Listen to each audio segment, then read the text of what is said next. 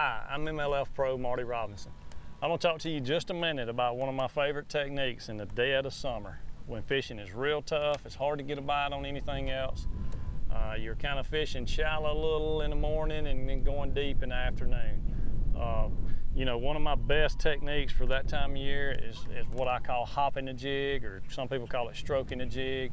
And there's a lot of in-betweens on it. You know, sometimes I'm just really hopping the jig in short hops, like 1 to 2 feet off the bottom, just to get the fish to react. And then sometimes, you know, you're really stroking the jig way up, 6, 7, even 8 feet off bottom.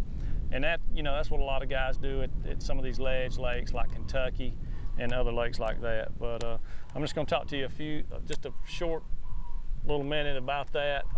You know, a lot of times in the summertime, the fish are real lethargic. They're not, you know, they feed in the morning, but then during the day when the water's real hot, they just kind of go dormant. And you know, you can drag a bait in front of the fish and he'll just sit there and watch it go by. But if you know, when you get the bait right in front of him, or you think you've got it in front of the fish, if you'll pop that bait or pop that jig up, the fish will eat the bait, you know, in reaction, or he'll react to the bait, you know, instead of having to try to make him bite from a feeding standpoint. But you know, what I do, you know, this is just a 1/2 ounce jig. This is a little finesse jig. You know, you can do it, you can do this technique in clear water as well. You can just take a little finesse jig, like a 1/2 ounce finesse jig, a little curly tail trailer on it. And what I do, I throw out there, I let it go to the bottom. And the key to this too, you gotta have a heavy action rod.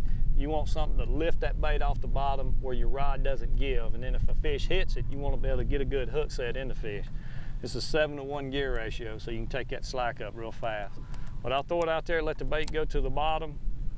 And then most of the time, I'll start with just little short hops. I'll kind of hop the bait back to me.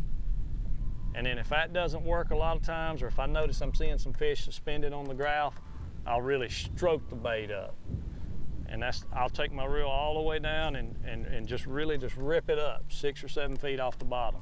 And this will trigger a lot of reaction bites. It'll catch you a few more fish in the summer. Just throw the bait out there, let it go to the bottom, let it sink. Once you get the bait to the bottom, I'll just start doing little short hops, maybe, you know, 1 foot or 2 off the bottom, just enough to make that fish react. And you know, a lot of times that's all it takes. And then, you know, sometimes it's a lot tougher than that. Maybe later on in the year, in the fall of the year, when the fish are farther up in the water column, you know, a lot of times you'll have to stroke that jig. And I'll stroke it way up off the bottom and let it fall on the slack line. And a lot of times, or most of the time, you'll get your bite. About all the time, you'll feel the fish knock slack in it when your lure's falling. So when you're pulling it, you just rip that bait up and watch your line. Watch your line all the way back down. You'll see the line jump. Great way to catch a big fish. Just like that. Not a big one, but catch a big fish as well as little fish.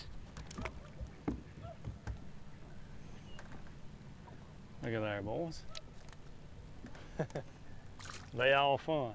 They all fun.